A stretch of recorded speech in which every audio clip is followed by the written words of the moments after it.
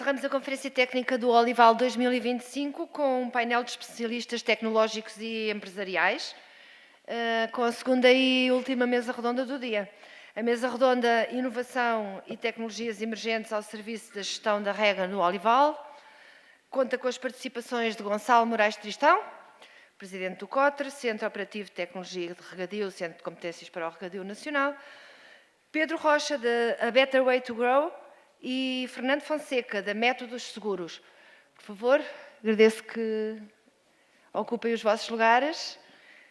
Modera a sessão Gonçalo Rodrigues, professor auxiliar do ISA, Instituto Superior de Agronomia. Bem-vindos e muito obrigada.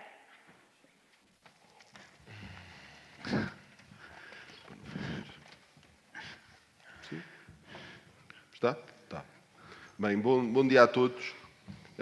Não volto a fazer apresentações, porque a Gabriela já elencou aqui o conjunto de participantes. Não podia deixar de agradecer o convite para moderar esta sessão, principalmente num momento em que, como o Francisco Gomes da Silva referiu há pouco naquele estudo que foi concretizado, é mesmo fundamental nós percebermos como é que podemos gerir a nossa incerteza e, de alguma maneira, tentar conviver com o risco. E eu fazia uma pergunta já, se calhar, suficientemente aberta, mas objetiva, ao Gonçalo, que é como é que nós, efetivamente, podemos olhar para a gestão da rega das culturas, mas especialmente aqui, para a gestão da rega do olival, de uma forma objetiva, e como é que nós estamos ou não preparados para encarar este desafio. Obrigado, Gonçalo. Obrigado também à organização do painel por me terem convidado. Vou ser breve, com certeza, e os meus colegas também, porque devido ao adiantado da hora. Mas respondendo à tua pergunta, Gonçalo, e começando pelo fim, eu acho que estamos preparados, e estamos preparados porque, ao longo dos tempos, temos adquirido conhecimentos. Enfim, eu acho que toda a manhã, eu não tive a manhã toda, mas boa parte da manhã, o que escutei foram exemplos dos conhecimentos que já obtivemos e que foram transmitidos.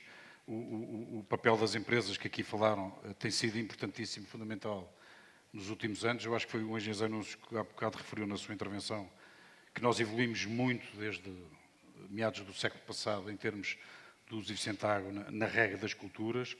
E isso deveu-se, enfim, aos agricultores, mas muito também às empresas, algumas delas estão aqui, e muitas outras que trabalharam em tecnologia. Portanto, começando pelo fim da tua pergunta, Gonçalo, eu acho que estamos cada vez mais preparados, porque esse conhecimento tem-se adquirido, esse conhecimento tem-se transmitido.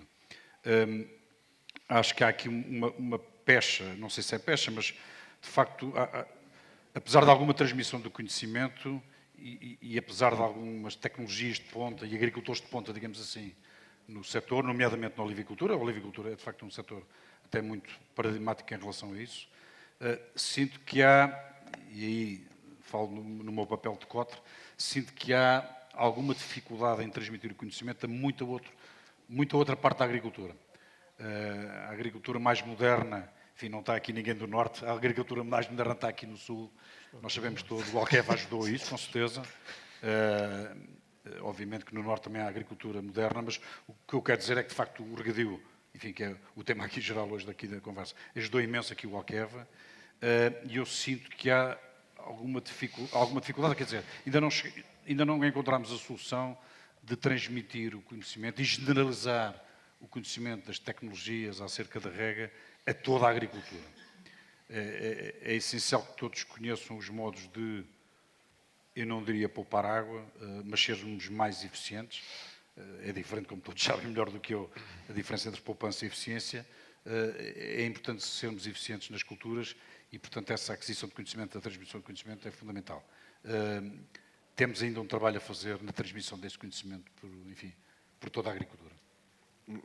Pedro, e pegando aqui naquilo que o Gonçalo aqui referiu, a importância da tecnologia que temos e o conhecimento que já existe, o que é que tem sido o vosso trabalho nesta matéria e se há ou não há tecnologia que nos ajuda a ser mais eficientes? Eu também concordo com o Gonçalo, eficiência e poupança não é obrigatoriamente a mesma coisa, muito pelo contrário, Mas como é que nós podemos ser mais eficientes? Sim. Eu acho que falamos muito no problema, e ainda há pouco ouvíamos falar da necessidade de ter mais água. E muitas das vezes eu acho que perdemos um bocadinho o foco, não é? Que é como é que nós podemos produzir garantindo a mesma qualidade, a mesma produtividade, utilizando menos água. Ou seja, reduzindo, porque há uma ineficiência inerente, mesmo hoje, a sistemas de rega que nós consideramos os mais modernos, mas há uma quantidade de água que é perdida para outras coisas, não é? Para as ervas daninhas, por exemplo, porque se evapora simplesmente no ar, nem chega sequer à planta, não é? E é aí que eu acho que nós podemos encontrar soluções, ter foco na solução. Aquilo que nós estamos a fazer, basicamente isto tudo começou, e uma breve história, não é? Por não me resignar a um discurso que eu sentia estar presente em 2024, que era temos que cortar, cortar, cortar, cortar. E eu nunca encontrava um discurso de dizer, mas onde é que está a solução para permitir aos agricultores reduzir o consumo, mas isso não criar um impacto nas suas produções. E a verdade é que encontramos essa solução do outro lado do oceano, nos Estados Unidos, que eu tenho aqui. Isto não é um chicote, eu não vim a cavalo, portanto, eu não vim aqui montado num cavalo e a chicoteá-lo. Isto é um DRI, que é uma solução que traz mais precisão e eficiência na rega e é subterrânea, junto à zona das raízes. E isto está a ser feito do outro lado, sobretudo na Califórnia, já há cerca de 10 anos. Encontramos uma solução tecnológica simples, comprovada, estudada, mas que depois, quando atravessa o oceano, e aqui, muitas das vezes, penso eu que também é importante falar disto, a dificuldade na inovação, existe um desconhecimento total e é preciso tempo. É preciso tempo para os agricultores conhecerem a tecnologia, para as entidades conhecerem a tecnologia, para poderem considerar e sentir que ela tem resultados, porque não é por ela funcionar, muitas das vezes, na Califórnia, que nós vamos considerar que aqui vai funcionar. E, portanto, eu acho que no planeta Terra nós hoje em dia conseguimos encontrar muitas soluções. Acho que passa muito por encontrar, primeiro, digo eu, no campo, as soluções que possam ser mais precisas e mais eficientes. E basicamente ajuda-nos a gerir o quê? De que forma? Ajuda-nos a gerir, neste caso, por exemplo, em termos de gestão de rega, há aqui alguns aspectos muito importantes. Nós estamos a conseguir cá em Portugal, com os produtores que nós chamamos os inovadores, ou os adotantes da tecnologia mais cedo, estamos a conseguir uma série de coisas. Primeiro, estamos a conseguir reduzir de uma forma consistente, em cerca de metade, a necessidade deles de água, que é muito significativo, e estamos a falar em relação a sistemas gota a gota. Depois, por exemplo, encontramos muitas das vezes, por causa disto, eles têm uma maior facilidade de gerir o sistema de rega, os tempos de rega. Passam a ter tempos de rega mais curtos, não precisam ter um período de rega tão alargado, têm os sistemas de bombagem que já não funcionam durante tanto tempo, portanto, conseguem logo gerir muito melhor. A água chega para muito mais. Portanto, há aqui um discurso, não é de facto, que eu compreendo, e as necessidades de água vão aumentando, mas se nós reduzirmos a quantidade de água que necessitamos, ela chegará para mais, obviamente. Há aqui eu hoje cheguei tarde, não ouvi o José Pedro Salema, mas recordo-me dele dizer da importância ou a quantidade de emissões de CO2 que são feitas através dos sistemas de rega, que é muito seguinte. Se nós reduzimos o tempo de bombagem, não é? Porque gastamos menos água, também estamos a reduzir emissões. Neste caso, por exemplo, se nós reduzimos a disponibilidade de água à superfície, nós também, com o DRI, temos isso, encontramos outros benefícios indiretos.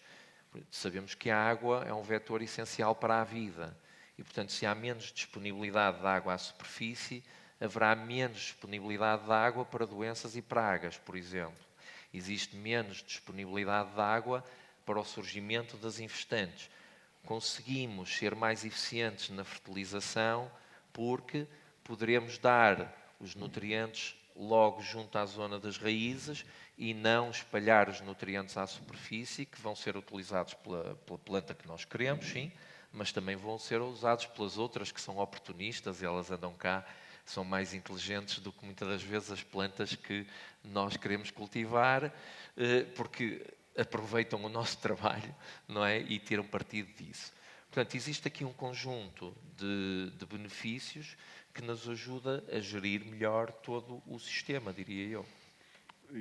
Fernando, mas o que tanto o Gonçalo como o Pedro dizem ajuda-nos de alguma maneira, e conhecimento ajuda-nos a gerir parte do risco. Mas depois há outra layer muito importante de preocupação, que é a incerteza. Claro. Como é que os nossos produtores, deparados com uma falta de água, que outros mecanismos é que podem recorrer para se salvaguardar? Bom, eu agradeço para já o convite e a presença, mas começava por dizer o seguinte: os seguros não fazem chover, nem melhorar a qualidade da rega. Isso é um princípio. Agora, há uma coisa que é certa e que os dados nos dão, que tem a ver com as alterações climáticas e aquilo que tem vindo a ser a escassez de água no Sul e a necessidade que os agricultores têm sentido de aumentar a sua eficiência na gestão das suas culturas, na mitigação dos riscos provocados por essas alterações. E é aí que os seguros assumem um papel importante, não no campo, na produção, mas para quem está dentro da empresa a gerir e a olhar aos resultados da empresa. Há pouco o professor José Munhoz mencionou um aspecto importante. Não é possível falar em sustentabilidade sem lhe associar rentabilidade. Ou seja, o empresário só pode continuar a investir se conseguir criar riqueza daquilo que é a sua atividade económica. A agricultura é uma atividade económica que vive um grau de incerteza muito grande ao longo do ano todo. Assume compromissos sem saber que proveitos é que vai ter. É aqui que o seguro desempenha um papel de confiança ao gestor na tomada de decisões e dos investimentos que tem que fazer, quer na aquisição de novas tecnologias, quer na procura de soluções que lhe possam melhorar a eficiência e a produção, garantindo-lhe que, se houver uma quebra na produção ou se houver uma ocorrência qualquer que lhe venha a afetar os seus proveitos, a seguradora o possa ajudar a recuperar esse dinheiro, essa perda. A atividade seguradora deve-se aproximar mais do agricultor, do produtor, e desenvolver com ele um papel de parceria. Perceber quais é que são os riscos, identificá-los bem e com outros parceiros, como que nós assistimos aqui hoje, que possuem dados, os Big Data, que para nós são importantes para percebermos qual é que é o risco e, através disso, construirmos apólices que respondam de forma objetiva e eficiente às necessidades do agricultor. Gonçalo, e como é que uma entidade como o COTRE, que tem 26 anos de história, que nasce quando não havia praticamente 1 metro quadrado do olival que nós conhecemos hoje, aqui nesta nossa região, como é que o COTRE vê o caminhar do tempo e como é que revê o seu papel no meio disto tudo? Porque é que a inovação é importante? Porque é que a tecnologia é importante?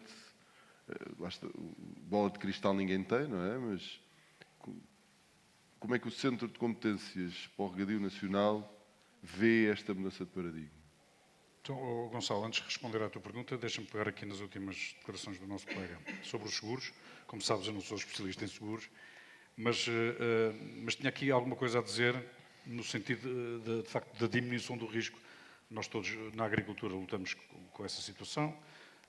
Achamos todos que os prémios das companhias de seguros são muito altos e muitas vezes não fazemos seguros. Por acaso, nós nos regadio, e eu tenho a camisola do COTRE e também tenho da FENARREG, a FENARREG e o COTRE falaram já, a FENARREG na Estratégia Nacional, no contributo para a Estratégia Nacional para o Regadio, na certificação do regante. O COTRE também tem isso na sua agenda de investigação e inovação. E a certificação do regante seria um papel já muito interessante. Pode haver aqui alguém na sala que acha que lá está aquilo a propor mais um papel. Não é mais um papel. Certificação do regante significava que o regante, se cumprir determinadas características, parâmetros, boas práticas, é considerado eficiente, é considerado regante, e isso poderia ajudar até na relação com as companhias de seguros, porque há de facto uma diminuição do risco, porque aquele agricultor respeita aquelas normas, podia ser uma diminuição de risco muito interessante no papel, ou na relação que nós temos com a companhia de seguros. Ainda há... Então, mas espera aí, o que sugere seria então quase como que uma discriminação positiva, Claro. em que alguém certificado teria uma bonificação Claro. vantajosa. Claro, os prémios de seguro, obviamente, que seriam diferentes de um agricultor que não liga peva ao uso eficiente da água, ou que não liga peva às boas práticas, desculpem a expressão. Portanto, um agricultor que seria certificado, não interessa por quem, se é pela Certis, não interessa, se é pelo Cotra, não interessa. O que interessa é que aquele agricultor cumpra aquelas normas que são entendidas como boas práticas no uso eficiente da água na rega, e, portanto, a companhia de seguro já sabe isso, e, portanto, esse tem direito a um prémio menor no seu seguro, porque o risco é diminuído. Sim, há aqui, e complementando só isto, Agora estamos a conversar, mas ainda Não, continua. isto acaba por existir aqui eu diria, uma relação. Era necessário que se criasse aqui um ecossistema e que as pessoas entendessem o seguro ou a atividade seguradora como mais um parceiro da sua existência, da sua atividade. E a partilha de dados, a comunicação que existe entre entidades e a informação que é disponível e que está disponível para ser trabalhada, pode vir a ser muito importante naquilo que é a tarifação do risco. Nós, quando trabalhamos em cenários de incerteza, somos obrigados a ser cautelosos. Por isso é que eu foco tanto e coloco bastante aqui o ónus sobre a gestão. Um gestor que está a decidir sobre um cenário de incerteza vai atuar sempre com muito mais cautela, vai ficar sempre aquém daquilo que seria a sua vontade do ponto de vista do investimento, do ponto de vista da evolução, devido à incerteza dos proveitos futuros. E se nós conseguíssemos trabalhar todos numa base de confiança que nos permitisse a todos, de certa forma, garantir que o nosso investimento há de ter um retorno e que vai ser bem utilizado, as tais boas práticas, a implementação destes sistemas. Estamos sempre a falar de dinheiro, estamos sempre a falar de património que está a ser utilizado. Portanto, é importante haver retorno. Se não houver criação de riqueza, as pessoas desistem. E isso tem acontecido com a agricultura. As pessoas acabam por desistir porque sentem que o seu esforço, sentem que a sua vida, de um momento para o outro, cai por terra. E, portanto, este nível de confiança e esta segurança, a agricultura não se desenvolve. E aquilo que nós temos assistido, principalmente a Sul, com a profissionalização da agricultura, o criar a monocultura tem a ver com aquilo que nós chamamos de economias de escala. Portanto, estamos aqui a otimizar, estamos sempre a falar de eficiência. Aquilo que é importante na atividade seguradora é também essa eficiência. E é preciso ajudar, estimular e incentivar a atividade seguradora a acompanhar esta evolução. Não podemos estar constantemente refugiados em produtos tradicionais, como, por exemplo, o seguro de colheitas. Já existe há bastante tempo, é um seguro que toda a gente contrata, todos os produtores o conhecem, e se calhar nunca ouviram falar ou desconhecem o seguro paramétrico e a vantagem desse seguro. Claro que é caro, claro que tem um preço, mas estamos sempre a falar de custos de produção. Depois é preciso também perceber de que forma é que nós conseguirmos incorporar esses custos naquilo que são os custos de produção. Mas estamos a falar também de segurança, de garantia futura.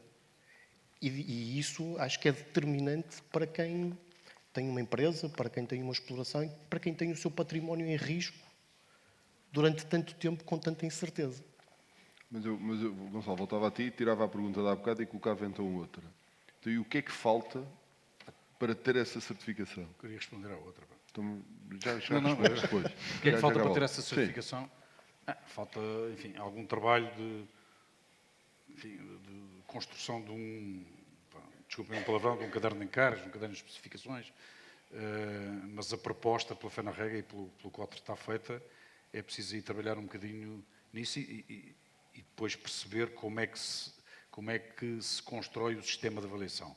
Se é um sistema normal de certificação, como são as DOPs, as indicações geográficas, ou se é outro sistema, enfim, imagino que tenha que ser um pouco diferente. Mas, Gonçalo, ainda Mas volta atrás, anterior, sim. e pegando no que o Fernando estava a dizer, na questão dos dados, que de facto eu acho que é muito importante, e pegando na questão dos dados, respondo à tua pergunta, nós de facto na agricultura às vezes temos alguma dificuldade em obter dados, em reunir dados, em centralizar dados. Eu ouço de vez em quando, e tu também, o engenheiro Pimenta Machado, presidente da APA, acusar a agricultura, não tem dados da agricultura, etc. É uma meia verdade, de facto, aqui para nós estamos à vontade de assumir que em algumas situações nós não temos dados. Os dados são muito importantes. Veja-se, por exemplo, e estamos hoje aqui na olivicultura, nós nunca sabemos exatamente qual é a nossa produção nacional. A Casa do Azeite diz um número, o INE diz outro, a Olivum tem outra estimativa, portanto nunca sabemos exatamente qual é a nossa produção todos os anos, há sempre números divergentes. Não está mal que as pessoas intervenham, nós temos é que ter números certos, seja do que é que for, e na agricultura isso é importante. E respondendo à tua pergunta, o cotre futuro, nós víamos o cotre como, por exemplo, neste setor do regadio, a entidade, observatório, que podia reunir esses dados, todos. E, portanto, às vezes dados que estão dispersos aqui e acolá, não, estão no cotre, passam a estar no cotre. É o cotre que se centraliza, não é o cotre que os formula, que os elabora. Os dados são do setor do regadio, digamos assim, são da agricultura, mas estariam centralizados no cotre. Esse era um dos objetivos. Continuando a responder à tua pergunta, quer dizer, eu acho que os avanços que temos feito ao longo dos anos, já foram aqui relatados várias vezes, eu acho que vão continuar. Portanto, eu vejo o setor com otimismo. A própria estratégia Água que Une, que também resulta, ou tem muitas ideias dos estudos que a FENARREG mandou fazer, mesmo que ela não seja toda implementada, aquilo é um plano muito grande, há muita coisa que pode ser implementada e que beneficiará com certeza. Acho muito importante termos passado do paradigma que falar em transvases, há bocado o Francisco Gomes da Silva parece que teve medo, mas já não há medo nenhum em falar em transvases, mas eu ainda há pouco tempo ouvi um ex-ministro do Ambiente numa conferência destas, pôr-se no púlpito e, atenção, vou dizer um palavrão, e a gente ficou todos calados, transvases. Hoje em dia isso mudou, e isso eu acho que isso é muito importante. Parece que se percebeu que é preciso apostar na armazenagem de recursos hídricos, que os recursos hídricos são muito importantes para o desenvolvimento da agricultura. Portanto, eu acho que isso está estabilizado. E Gonçalo, digo isto, independentemente das cores políticas, ou da cor política que vencer as eleições daqui a uns dias. Tenho a certeza que como é que se diz, já passámos esse muro e, portanto, agora, enfim, seja rosa, seja laranja, o que acontecer 18 de maio, eu acho que vamos ter à vontade para continuar, chame-se água ou não, mas vamos continuar a apostar, de facto, no regadio, num transvaso, uma interrogação a outra, onde for falta, porque o regadio é importante. E, nesse sentido, portanto, eu vejo isto com otimismo e, nesse sentido, também vejo que o COTRE, se é, de facto, um centro de competências de nível nacional, não pode estar ficado só em Beja e ter que ir para outros lados, apoiar a agricultura, também no Norte, na Beira e onde fizer falta. Mas se do ponto de vista macro, aparentemente as coisas estão mais ou menos consolidadas, Pedro, o que é que vocês têm sentido? Porque os nossos olivicultores, os nossos produtores, sem selado, são bombardeados todos os dias com novidades, não é? Há mais uma coisa nova.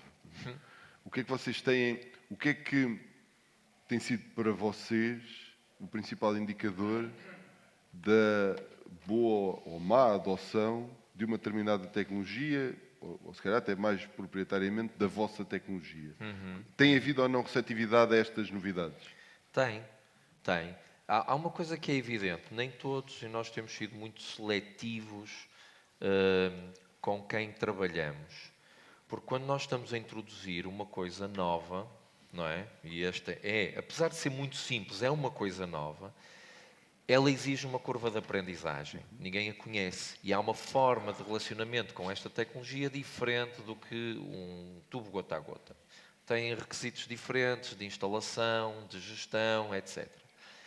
E isso exige da parte do produtor está preparado para a inovação. E, portanto, há uma receptividade, mas nós temos que ir devagar. Porquê? Porque nós sabemos, e os produtores provavelmente encontram-se vários neste tipo de eventos, não é? Se houver uma nova tecnologia que foi instalada por um produtor que não estava preparado para a ter, muito rapidamente ele espalha a notícia e diz não funciona.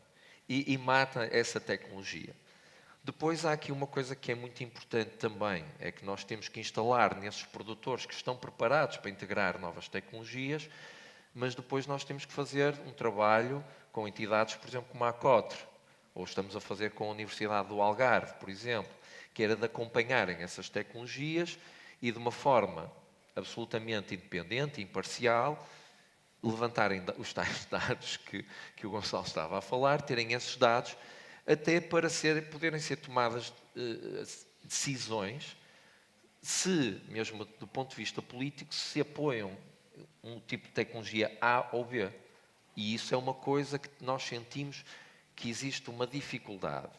Portanto, muitas das vezes os apoios não estão previstos para as novas tecnologias, mas também não está previsto como é que se pode verificar se as novas tecnologias têm resultados para virem a ser apoiadas. Então, nós temos aqui uma dificuldade aqui com o Ricardo, que está ali à frente, em fazer todo este caminho.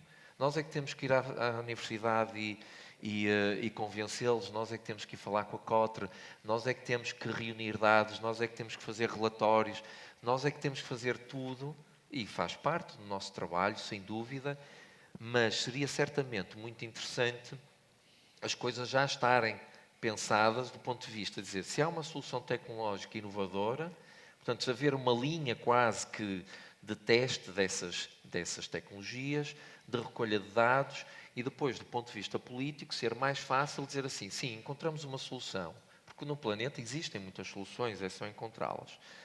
E depois, obviamente, que neste tipo de tecnologias inovadoras, elas normalmente começam por um preço menos simpático, digamos assim. E quando estamos a falar de uma atividade, não é, como a agricultura, e eu gostava de dar um toquezinho à coisa na questão do risco, ela já envolve muito risco. Eu fui agricultor, portanto, eu percebo quem está desse lado a produzir. E, portanto, perante uma gestão de risco que eu tenho, que já é grande, quando me acenam com uma coisa nova, a primeira coisa que eu penso é calma, porque eu não conheço isto, portanto, eu posso estar a introduzir aqui mais um risco na minha exploração.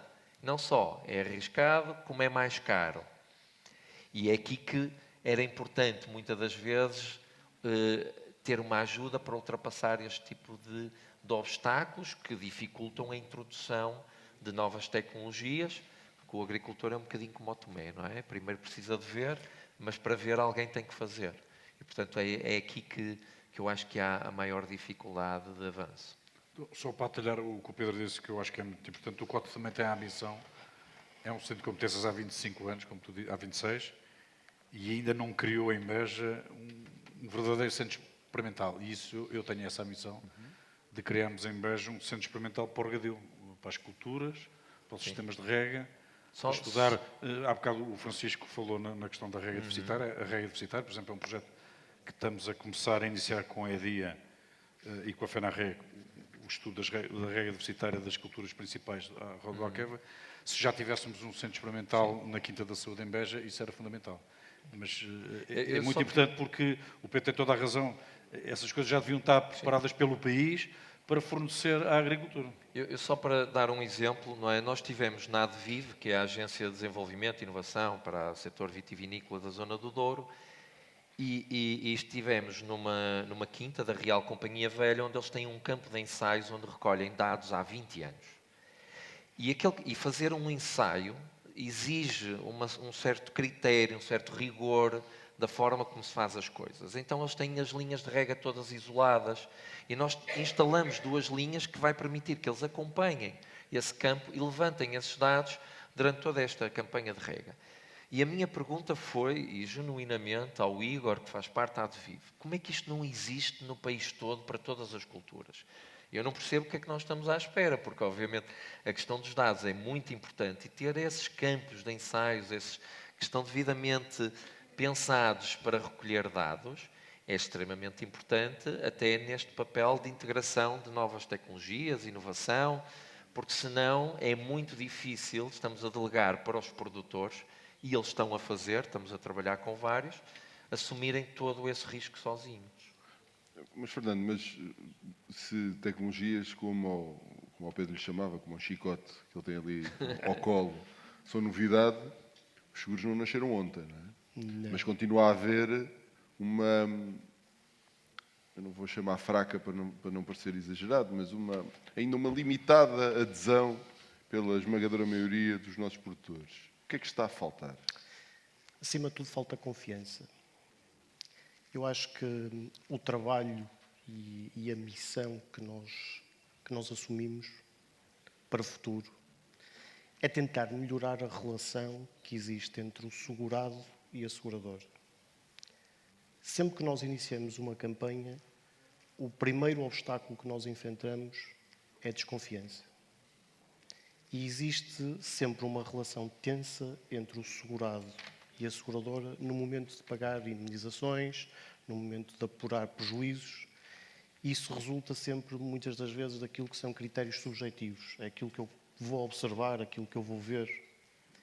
Uma das coisas que nós estamos a tentar fazer é pegar num seguro que não é novo, que provavelmente já toda a gente ouviu falar dele, que é o seguro paramétrico, e que é um seguro que trabalha sobre dados objetivos, dados científicos, que são recolhidos em estações meteorológicas, que são recolhidos nas produções, nos produtores, e que nos permitem criar uma vista sobre o risco muito mais precisa. A vantagem que isto tem é que, havendo uma ocorrência que faça disparar um gatilho de cobertura da seguradora, ela contratualmente tem a obrigação de pagar a indemnização num prazo muito curto. Ainda que essa ocorrência, esse sinistro, chamemos-lhe assim, possa não causar impacto na produção estimada. Mas a verdade é que o produtor recebe logo uma quantia em dinheiro para poder trabalhar e mitigar essa perda futura. E se chegar ao fim e tiver contratado o seguro de colheitas, o tradicional seguro de colheitas, e a sua produção for afetada, ainda recebe a indemnização do seguro de colheitas. É esta alteração de paradigma e de contratação de seguro que nós estamos a trabalhar e que temos consciência que é difícil, existe logo uma barreira e um obstáculo grande que é o preço, mas acima de tudo é a falta de compreensão e de confiança na solução que as pessoas estão a adquirir. Como aqui o meu colega dizia, sempre que nós estamos a tentar introduzir alguma coisa nova, enfrentamos a desconfiança, a incerteza. Será que isto que eu estou a comprar vai ser útil? Será que o dinheiro que eu estou a colocar nesta solução me vai trazer proveito? Às vezes o proveito está mais relacionado com a certeza daquilo que é o resultado final no fim da campanha, do que propriamente o investimento eu vou pagar 10 mil euros ou 20 mil euros num seguro e tenho uma expectativa de indemnização de 30, vou ganhar 10. O objetivo não é bem esse.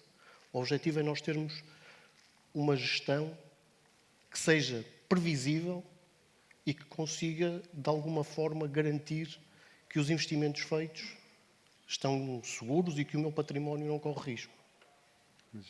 Mas acho que o que falha normalmente parece que todos nós vamos ignorando os pequenos elefantes cá na sala, não é? Sabemos que as coisas estão lá, mas não existem. Mas não poderia, por exemplo, Gonçalo Uncote ajudar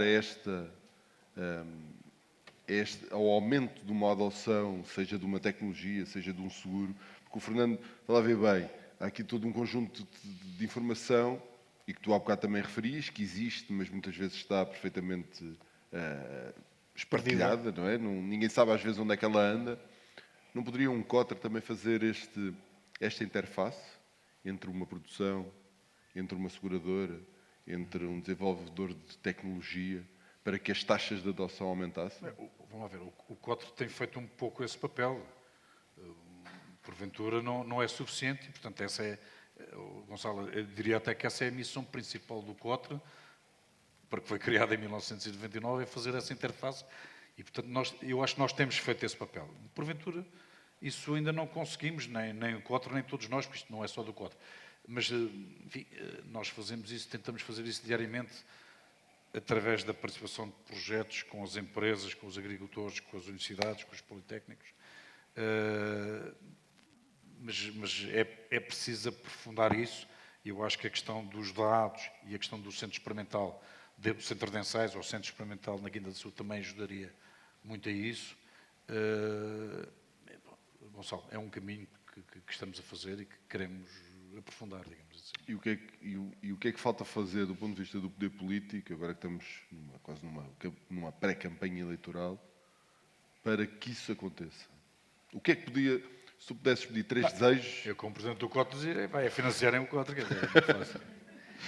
Não, estou a brincar, mas é evidente que o COTRE, para determinado tipo de função, precisa de ser financiado. Já agora, só explicar, o COTRE é uma entidade, é uma parceria pública ou privada, daquelas que funciona, eu diria assim. Não temos nenhum financiamento do Estado, portanto, zero cêntimos do Estado. Enfim, as instalações de Beja são do Estado, estamos lá, não pagamos renda, no fundo temos esse financiamento indireto, digamos assim.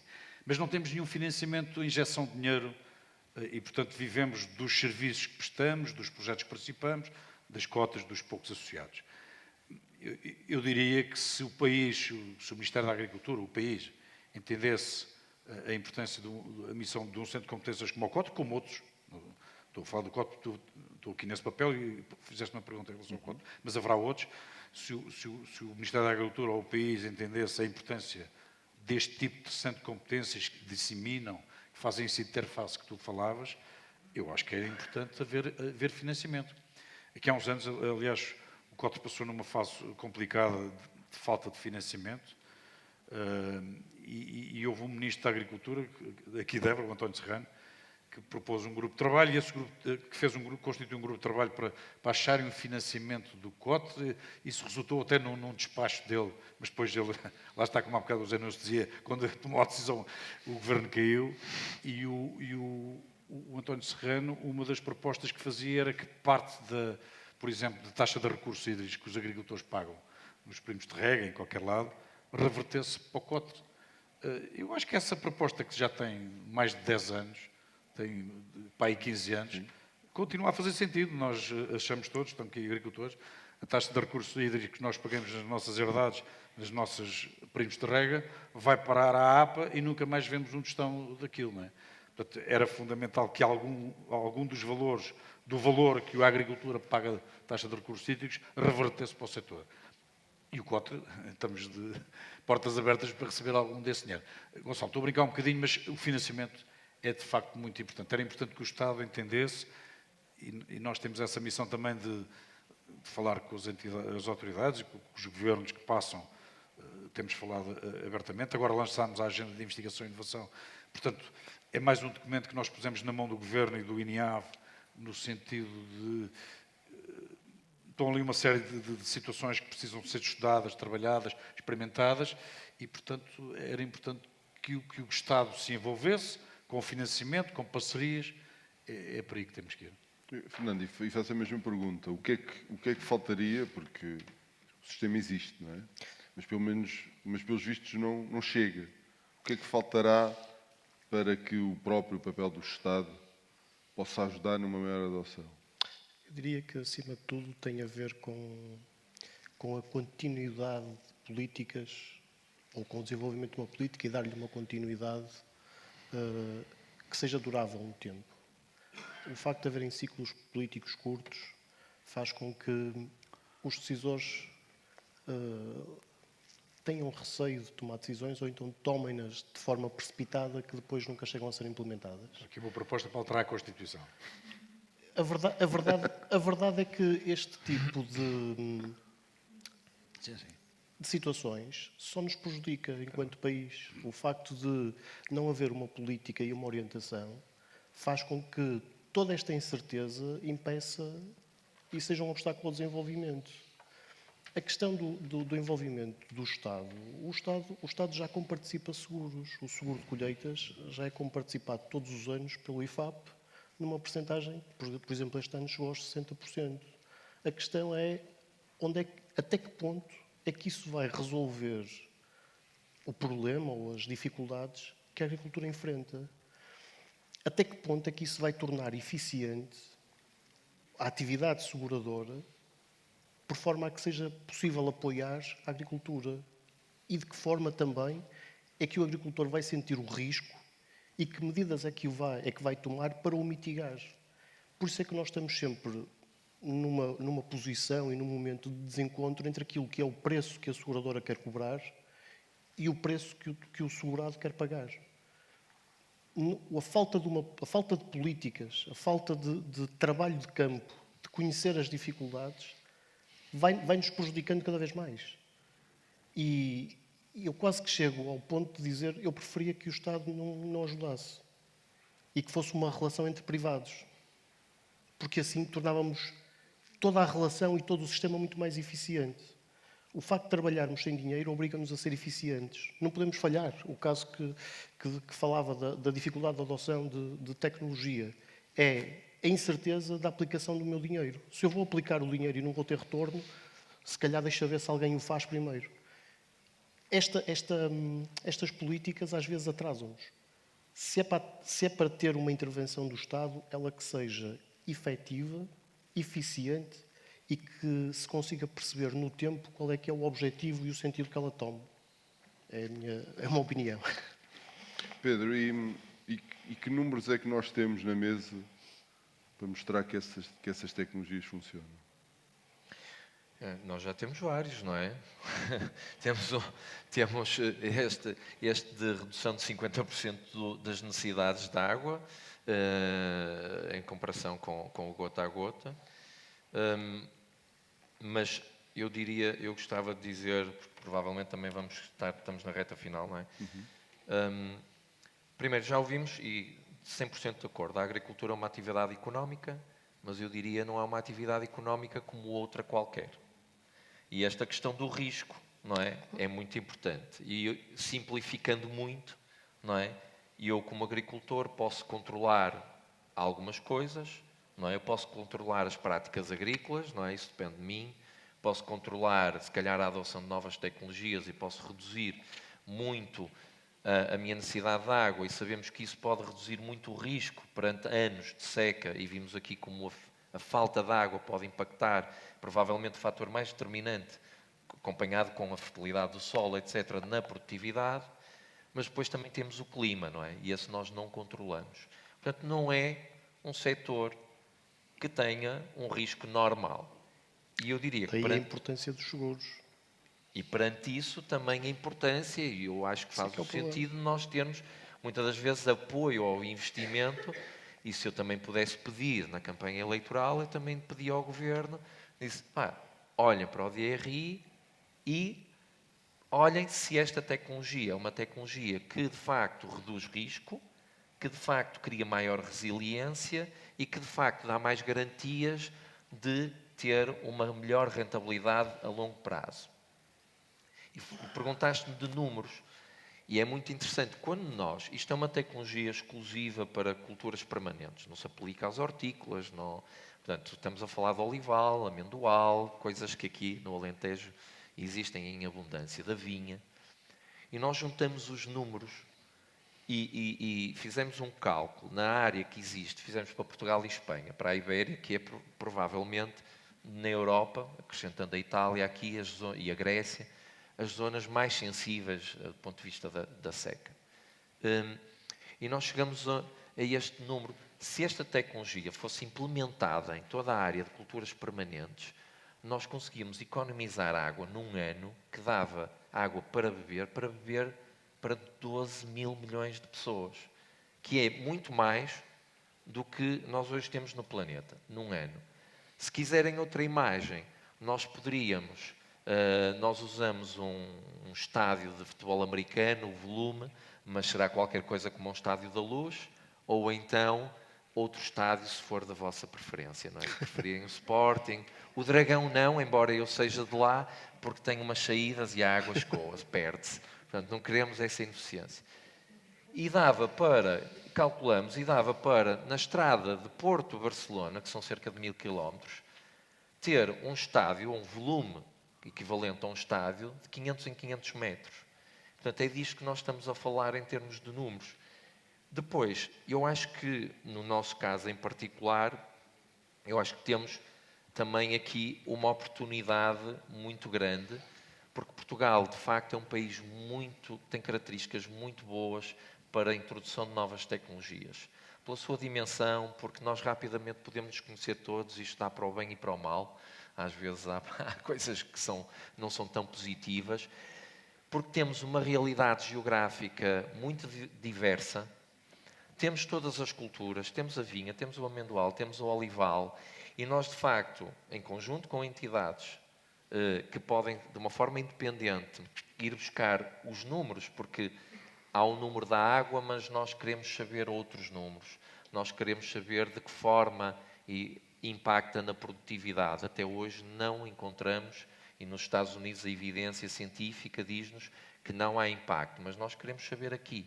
Nós queremos saber de que forma é que impacta na redução de custos operacionais, seja mondas de infestantes, porque sabemos que reduz a disponibilidade de água à superfície, seja na redução de surgimento de pragas e doenças. Portanto, há aqui uma série de números que nós também precisávamos de validar cá. Portanto, o que temos é apenas o da redução do volume da água, que é já por si só muito interessante, mas nós gostaríamos... Então, Gonçalo, eu há bocado falei do dinheiro, perguntaste das necessidades, falei do dinheiro, mas há outra coisa que este tipo de entidades, como o COT, precisam, independentemente do dinheiro, que é tempo. Nós sabemos que hoje em dia o agricultor, a empresa agrícola, quer respostas rápidas aos seus problemas, etc. Algumas podem estar com certeza, mas quem trabalha com investigação, com experimentação, com a construção de dados científicos, precisa sobretudo de tempo. E isso, enfim, pode parecer uma coisa de lana caprina, mas não é. É preciso, de facto, tempo. Nós, ainda há pouco, falei naquele projeto que o COTRE, a FENARREG e a DIA estão a iniciar do estudo da rega deficitária e da produtividade da água nas culturas. É só para vos dizer, o projeto que nós estamos a construir prevê um prazo de, no mínimo, 5 anos. Portanto, temos que estar consolidados naquilo nas conclusões que vamos chegar daqui a 5 anos, elas têm que ser consolidadas com muita experimentação. Portanto, é preciso também tempo. Mas, aproveitando também a linguagem futebolística do Pedro, eu queria saudar a organização do evento, ter posto cadeiras encarnadas, de facto, uma cor muito bonita, e saudá-los. Pelo menos deste lado, há alguns adeptos dessa cor. Antes de... Porque a Gabriela tinha pedido para nós tentarmos ser religiosos no tempo, porque amanhã já vai para lá de longa, não é? Já estamos quase a caminhar para a tarde, mas não queria, antes de encerrar, também abrir só a voz à plateia, para se quisessem fazer uma ou outra questão neste alinhamento que o fizessem. Bem sei que a hora do almoço chama, mas não o podia deixar de fazer. Alguém queria, se quiser tomar a palavra? Não há microfone, Não, mas se calhar levantando a voz, Pedro, força. Bom, eu tenho uma empresa de agricultura de precisão. Tenho uma empresa de agricultura de precisão já há mais de 8 anos.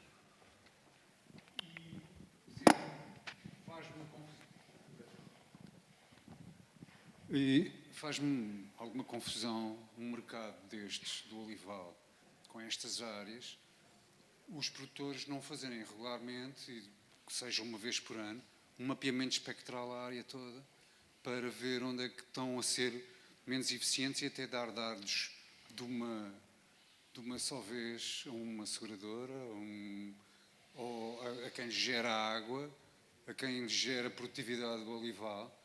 E como é que políticas para a agricultura não dão um apoio para o agricultor? Olha, chama esta empresa, faz um mapeamento espectral para percebermos aí onde é que isso pode subir a produtividade. E é uma coisa simples. Sim. E pronto, ferramentas destas. Eu Estão penso que tem a ver um pouco estão com- disponíveis a...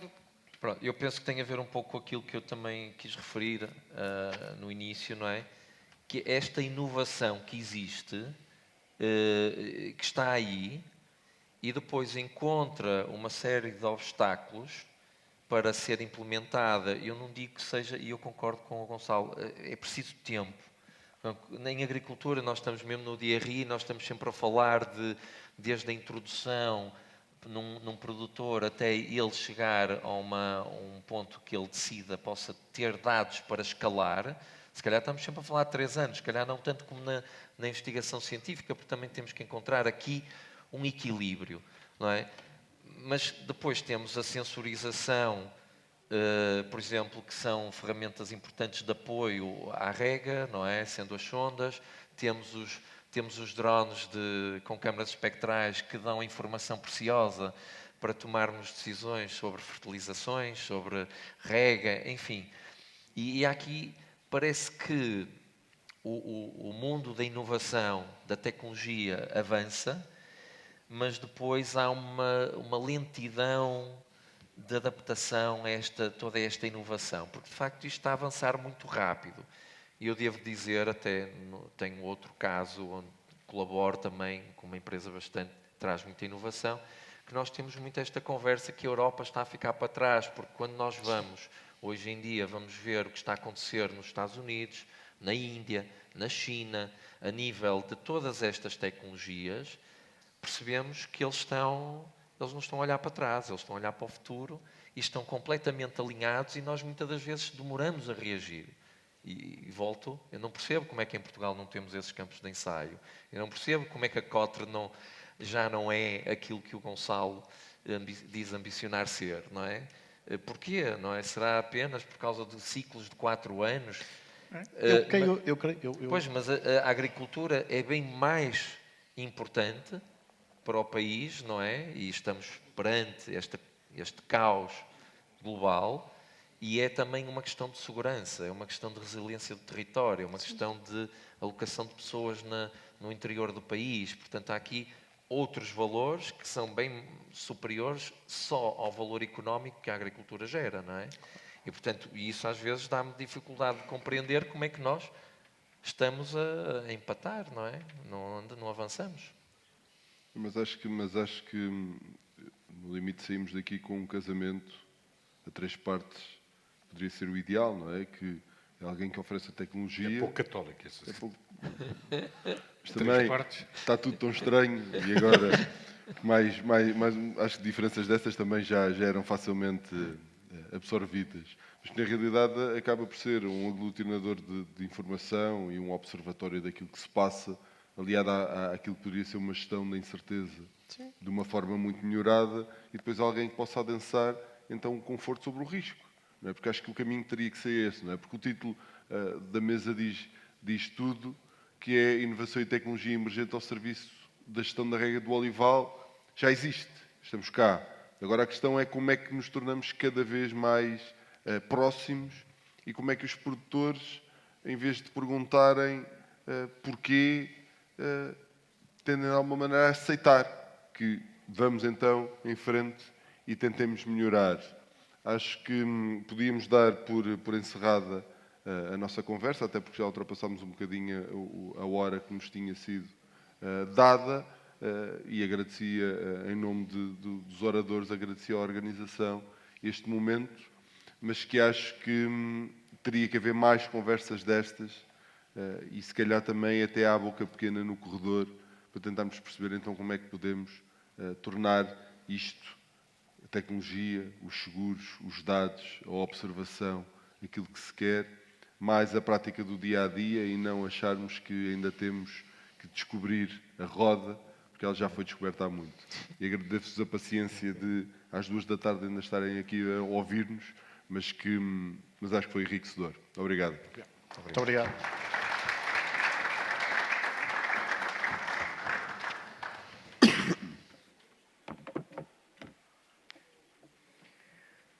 Muito obrigada, Gonçalo, pela sua condução. Muito obrigada a todos os participantes nesta segunda e última mesa redonda da segunda Conferência Técnica do Olival.